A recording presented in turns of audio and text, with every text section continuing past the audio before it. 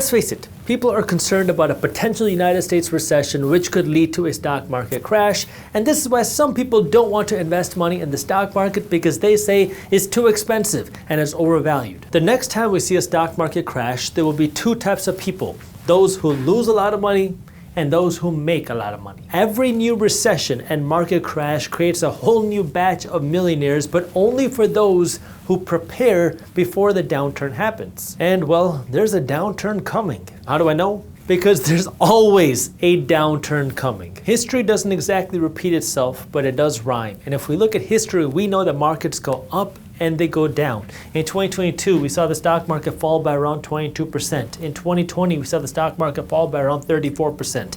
In 2007 to 2009, we saw the stock market fall by around 57% from peak to bottom. Between 2000 to 2002, we saw the general stock market fall by another 49%. And this does not include all the smaller stock market drops that happened in between. But in each one of these downturns, most people lost money, but some people became incredibly wealthy. My goal for you isn't to predict when that downturn is going to happen. Instead, I want you to, number one, understand what you should do when the next downturn happens, that way you can grow your wealth faster. Number two, what you should not do. And then number three, what you can do right now to prepare when times are good. Let me talk about the 5 things you should consider buying the next time markets go down. The first is the beaten asset. Every time markets go down, certain assets are going to be hit harder than others, and that creates an opportunity for you to come in and buy a good asset. That's the key, good asset at a discounted price. In 2022, what we saw happen is that the S&P 500 fell by around 20%. Now, the S&P 500 is a general measure of the stock market, but you can invest in the S&P 500. Now, I can't tell you what to invest in because, number one, I'm just a random guy on YouTube, and number two, because, well, investing has risks. You're never guaranteed to make money when you invest. In fact, you will lose money at some point. So make sure you always do your own due diligence and never blindly trust a random guy on YouTube. But a couple of ways that you can invest in the S&P 500 would be to invest in an ETF, something like SPY, SPY, maybe potentially VOO. As a disclaimer, I'm personally invested in VOO. These are 2 different ETFs that are giving you exposure to the S&P 500. Now, the reason why I'm focusing on a broad fund here as opposed to an individual company is because, well, companies can go bankrupt. Bed Bath & Beyond can get hit really hard, but then when they go bankrupt, you don't actually get any of the money back. Versus when you invest in a fund, you have less risk because now with these funds, you're investing into a group of the 500 largest companies in the stock market. So when the S&P 500 fell by 20%, it created an opportunity for investors to buy a good investment at 20% off. Bitcoin. Now, I know Bitcoin is a lot more speculative, not like the S&P 500, but Bitcoin fell by around 60%, and the NASDAQ, which is a group of the 100 largest companies in the stock market that are not financial, so most of these are actually tech, fell by around 35%. Generally, when you see any sort of economic downturn, this NASDAQ gets hit harder. But there's a lot of money going into tech, a lot of money going into AI, and the NASDAQ has a lot of exposure to the tech and AI. So you see a lot of growth when markets are booming, but it also gets hurt a lot more when markets are going down. So more volatile, but generally it has grown faster than the general market. And if you wanted to get exposure to the NASDAQ, you can invest in something like QQQ. This is another ETF that gives you exposure to the NASDAQ. Now, the reason why I say specifically the beaten asset is because depending on what is causing the downturn or the recession, different assets are going to be hit differently, and that creates different types of opportunities. So let's go back to 2008. I'm going to skip the 2020 pandemic because in the 2020 pandemic, we also saw the S&P 500 and we saw NASDAQ get hurt. So nothing really too different from here, but take a look at what happened in 2008. During this downturn, we saw the S&P 500 fall by around 57% from top to bottom. And again, we know the different ways that you can come in and buy the S&P 500, but we also saw the housing market get demolished. We saw housing prices fall by somewhere between 40% to upwards of 90-some%, depending on which neighborhood you're looking at. How do I know? Because this is when I started investing in real estate. Now, I wasn't a financial genius saying, oh my God, this is a great time to start investing in real estate. I was just kind of lucky in terms of timing because I started investing in real estate back in 2011 when real estate prices were at rock bottom, and I'm based out of Michigan where real estate prices were hit especially hard because our economy was reliant on Ford, GM, and Chrysler. Well, GM went bankrupt, Chrysler went bankrupt, and Ford was on the verge of bankruptcy, so housing prices had fallen by upwards of 90%, in some neighborhoods even more than 90%. So yes, I was able to go out and buy houses for under $10,000. I didn't know that was a good deal at the time. To me, I thought that was normal because that was just the first time I was getting exposed to real estate, and I was also really young at the time. But that was when I realized, oh my God, these downturns can create big opportunities for people that go against the grain. We saw the same thing happen during 2000 when the dot-com bubble burst. Yes, we saw the S&P 500 get hurt, but do you want to know who got hurt the worst? Dot-com companies. Now, everybody said, don't invest in the internet companies because the internet's a fad, but there are funds that you can invest in that would give you exposure to internet stocks. So if you believed that the internet was not going to die in 2000 or 2001, you can buy some of these ETFs giving exposure to internet stocks, and that created the opportunity for you to go out and buy the internet space and get it at a huge discount. Just like here, when the real estate market was demolished, you could buy real estate ETFs. For example, and again, I'm not telling you what to invest in, but VNQ, this is an ETF that gives exposure to the real estate market. There's another one, REZ, that gives exposure to the residential real estate market.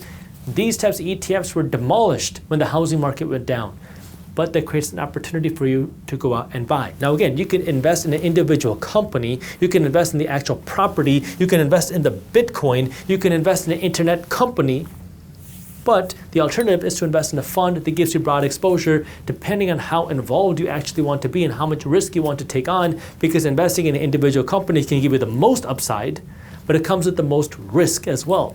Amazon stock fell by more than 90% during the dot-com bubble bursting in 2000 to 2002. But we didn't know if Amazon was going to go bust like all the other ones or if it was going to be one of the big ones.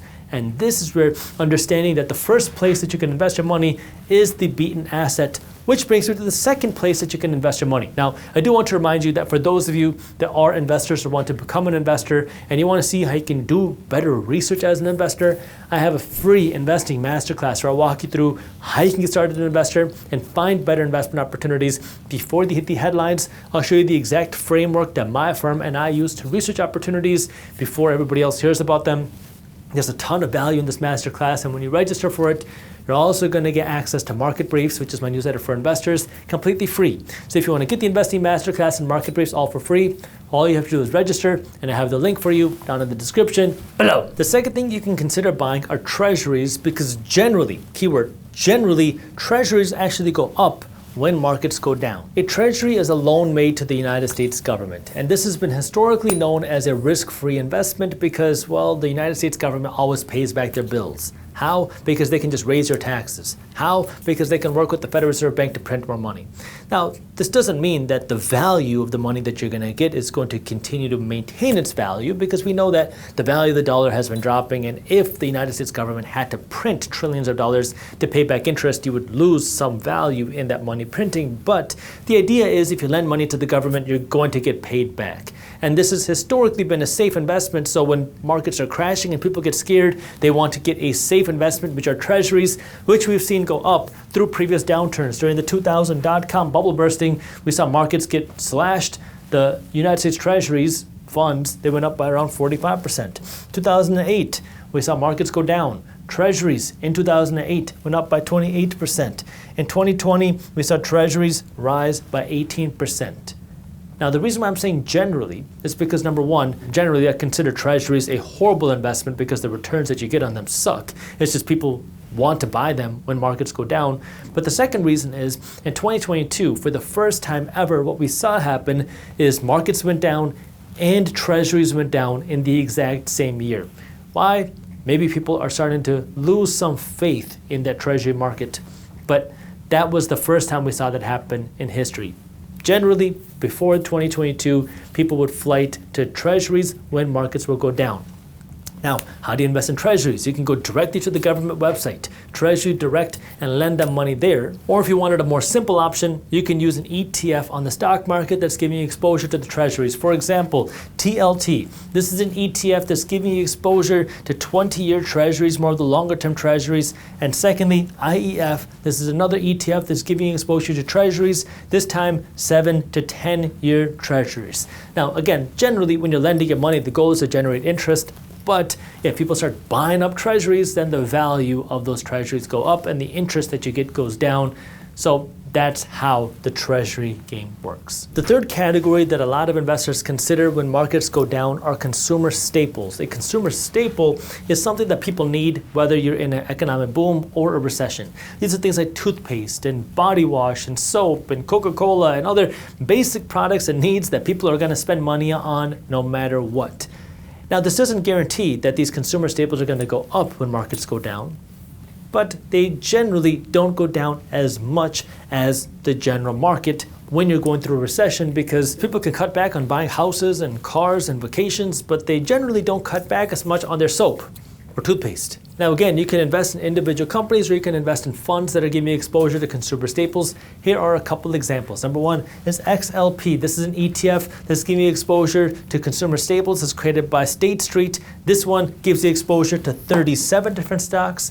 And then there's VDC. This is another ETF. This one is created by Vanguard, also giving exposure to consumer staples. But this one is giving exposure to 100 some stocks. So you have more broad exposure to consumer staples here. The fourth thing that investors like to purchase when markets go down is gold. And the reason why is not that gold is a great investment per se, it's because gold is known as a hard, solid form of money. And so investors are concerned about the dollar losing value. They want to own something that can maintain its value, so they buy gold. Not that gold is going to become so much more valuable, but because if the value of the dollar goes down, then gold becomes more expensive. And that means if the value of the dollar goes down, now that gold becomes more valuable in the sense that it costs more dollars to buy that gold. Now, this is where today, even though we're not in a recession, we are seeing gold prices boom because people are concerned about the dollar and a lot of other geopolitical things happening. But generally, what we've seen happen in the past is when market downturns happen, gold has benefited because people want something safe, and so people have turned to gold. In 2020, we saw gold prices go up by around 25%. During the year 2008, gold prices grew by around 5%. Gold prices then continued to rise after 2008 as well until around 2012. Even though markets were going down in 2008, gold kept going up. And then between 2000 and 2002, gold grew by around 22%, which meant markets were going down, gold was benefiting. Now, there's a couple ways for you to actually go out and buy gold. You can buy the physical gold, because now you can buy the actual real thing, whether it's coins or gold bars or whatever. Or you can also go into the stock market and get indirect exposure to gold by investing in an ETF that's giving you exposure to gold. A couple examples of this are GLD and IAU. These are two different ETFs that will give you exposure to the gold, but you don't actually own the physical gold yourself. And then the fifth thing that you can consider investing in when markets go down is what I call DD. Defense and dividends. So starting with defense, this one is also going to depend on the economic climate of when that downturn happens, because the reality is wars are big money makers for certain businesses. Now, you don't have to morally agree with it. I completely understand. I just want you to start understanding how investors think. When a war happens, there's going to be tanks and artillery and other jets and stuff that have to be created. Those are created by private companies, and this is going to be funded by the government. So even if the economy is going down, if a war starts, the government will then fund those companies. So money can go into those companies even if people don't have money to do whatever. But you get the idea. So depending on what the geopolitical climate is, sometimes downturns create more geopolitical tension because everybody's not feeling very good about the economy. So that can create reasons for more geopolitical tension, which can then benefit those companies. So again, this one is going to depend on what's happening in the world. But there are, again, ETFs that give you exposure to these types of defense companies. One is ITA. ITA is an ETF created by iShares that's giving you exposure to United States aerospace and defense companies. This one has 39 stocks in this fund. And then you have PPA, which gives you exposure to 60 different defense companies, so a little bit broader. This is a fund that's also giving exposure to aerospace and defense, but it's created by Invesco. The second D in DD are dividends. And the reason why I like the idea of dividend investing, buying dividend stocks when downturns happen, is because when markets start to rally, you can get a double win. A double win meaning if you buy a stock or fund that's paying out strong dividends and then they go down, well, you get to hopefully see the stock price go up. But then as the stock price goes up, they might have to increase their dividends again as they start making more profits because they might have had to cut dividends on the way down. So if a company cut their dividends and the stock price gets beaten, you can buy it at this discounted price. And then as the stock starts to go up, not only can you see that stock price go up, but you can also increase your cash flow relatively quickly if they start making more profits and distributing the cash flow again. Of course, it's a guaranteed no, But that's the potential benefit with dividends. And again, there are funds that can give you exposure to these types of dividends, and there are a wide range of funds. Here are a few examples. Example number one, NOBL, Noble. This is the most strict. This is a fund that gives the exposure to number one, dividend paying companies that are number two, a part of the S&P 500, meaning it has to be one of the 500 largest companies in the stock market. And then number three, it must be an aristocrat, meaning not only must they pay a dividend, but it must have paid out and increased the dividend every year for at least the last 25 years. So it's a very exclusive club. Then you have VIG. This is a fund created by Vanguard that's focused on investing in dividend appreciating companies, many companies that have been regularly increasing their dividends. So not as strict as this, but still kind of strict that it has to be a company that has been regularly increasing their dividends. And then you have SCHD. As a disclaimer, I'm personally invested in SCHD. This is a fund created by Schwab that's giving you more broader exposure to strong dividend paying companies where hopefully you'll see price growth in the fund, while also you see dividend growth in the fund as well. So now we talked about the 5 things you can consider buying when a downturn happens. We talked about buying the beaten asset because when markets go down, the asset that's going to get hit the hardest is going to depend on what created the downturn. Number 2 are treasuries, which historically are horrible investments. I'm not a fan of treasuries, but generally, historically, treasuries do good when markets go down. 2022 is an exception to that. Then are consumer staples. What does that mean? That when markets go down, people still buy toothpaste and soap and Coca-Cola. That can create an investment opportunity that doesn't get hit as hard as the general market.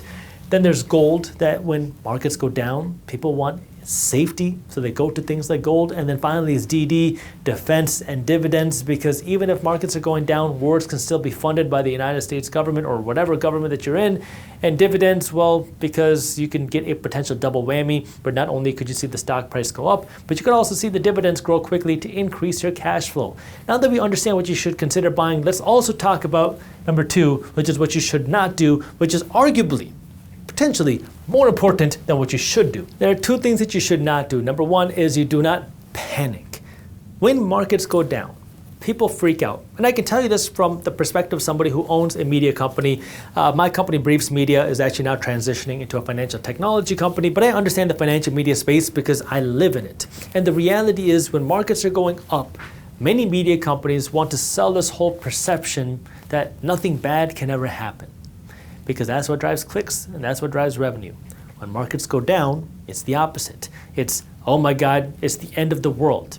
That drives clicks and engagement, and that then fuels people to be emotional, to then sell their stocks, which then creates markets to go down even more, which then creates more negative media. It becomes this whole negative spiral. And this is where I want you to remember a couple things. Number 1, things are generally never as good as the media makes it seem, and things are also generally never as bad as the media makes it seem. And number 2 is you have to remember history. We talked about this throughout the whole video, is if you have a good asset, instead of selling, maybe it's an opportunity to buy even more. Now, if you're buying something and it's on the verge of bankruptcy, then yes, get whatever cash you can out.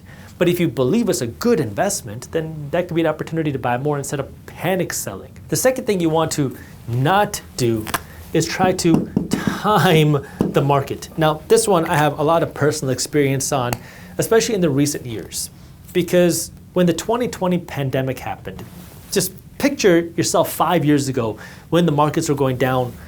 Nobody knew what was going on.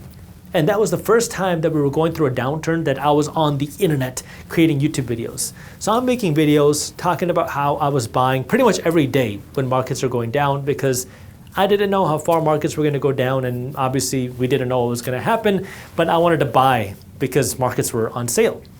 And I was getting flooded with comments of people saying, why in the world would you buy now? The entire system's about to implode. Wait until markets crash even more. A lot of these things of, it's going to go down further, buy it later. Now, I have been studying financial history for a long time. I've been working in the financial space for a long time, and I've been investing for a long time. And I can confidently tell you that I did not expect the Federal Reserve Bank to open up the money printer the way that they did and to the extent that they did during 2020.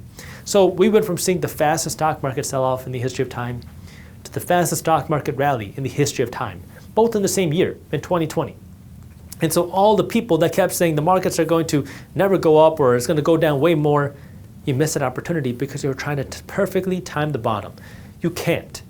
And this is where you need to understand what is your strategy going to be. Are you going to be an ABB person that's always be buying, that you're buying every week, no matter what's happening in the markets, and when markets are down, you just buy a little bit more? Or are you going to be one of those people that buy in phases, that when markets go down, you find a great stock that you want to buy, and now you see it go down 10%, you buy some. It goes down by another 10%, you buy more. It goes down by another 10%, you buy even more. And you have to find the right strategy for you. This is one of the things I talk about in the investing masterclass. Again, I have the link for you down in the description. But the whole idea is when you try to find that perfect price, chances are you're going to lose it, because nobody knows the top, nobody knows the bottom, and the people that try to time it are the ones that end up losing the opportunity to actually make wealth, because you're sitting there on the sidelines while other people are actually getting in the game. And then as soon as it goes up a little bit, you're like, I don't want to pay that much for it because it was so much cheaper just 2 days ago. And then a week or two or a month goes by and you realize you missed out on another great buying opportunity. So don't panic. Make sure you have good investments. Don't try to time the bottom. So we talked about what you should consider buying. We talked about things you should not do. Let's talk about how you should prepare. Because the mistake that a lot of people make is they say, oh my God, markets are on sale. How do I buy? I don't have any money to buy. I don't know what I should buy. And this is where you got to prepare financially, and you also got to prepare mentally with your knowledge. So financial preparedness means having money. Okay, if you are in credit card debt, if you don't have $2,000 saved up, start with that. Save $2,000, pay off your credit card debt, get your finances in order, and then work to have some extra money to invest. I mean, you got to have your investing system. Maybe you're investing every week into the markets, good, and you have a little bit of money being put aside for a great opportunity. Beautiful. Now you have money for when a downturn happens or when an opportunity happens, you can come in and buy. I mean, this is why Warren Buffett's firm is sitting on its largest cash pile in history. They're waiting for an opportunity. Now, they're not investing. They've been investing every single year, but they're also putting cash aside for when a big opportunity could arise. So it's not that you don't invest, it's that you're investing, but you're also ready for big opportunity. The second thing is your knowledge preparedness. Because if you want to start researching stocks when markets are going down, you're going to be extremely emotional because you just want to make that investment and you don't know how to research the stock yet. But that's where things can go wrong. Instead, you want to be preparing your knowledge when things are okay. Start studying now. What types of investments do you want to invest in? Stocks, real estate, crypto, whatever, startups. And then maybe start doing some more research of make a list of stocks that you'd be very happy to own. Make that short list. Keep researching them. That way, when the markets go down, you already know what you want to buy. You've already done the preparedness. You're already ready to go. You just go to your list and get buy, buy, buy, buy. And then if it goes down more, buy, buy, buy, buy. And if you're prepared, now you are ready. You have the money. You already know what you wanted to buy. You're just waiting for a good buying point. That's how now you can take advantage of opportunities instead of being the person that's chasing opportunities. And this is what the financially savvy are doing. So we know markets go down. We know markets go up. It's happened in the past. It's going to continue happening. Most people are going to be blindsided and lose money. I want you to be one of the people that does not get blindsided and that can use it as an opportunity. And now what does this mean? Well, you can go out and buy the beaten asset, which is going to depend on whatever is triggering the downturn. If it's AI, if it's something else, well, that's what you have to pay attention to because it's always going to change. You can also look at treasuries. You can look at staples, consumer staples. You can look at gold. You can look at defense and dividends. We talked about you should not be one of the people that are panic selling, and you should not be trying to time the market. And we talked about you need to prepare financially, and you also need to prepare with your knowledge. Now, if you got value out of this video, the best thank you is a referral. So if you could, please share this video with a friend, family member, colleague, or fellow investor. That way we can continue to spread this type of financial education. And now check out this new outro music. The majority of Americans are living paycheck to paycheck with little to no investments and drowning in debt. And things are not going to magically get easier next year. But in the middle of all this chaos is opportunity. That opportunity is ability for you to grow your wealth even faster, assuming you don't fall into these 10 money traps that I'm going to show you in this video. So please watch this video until the end.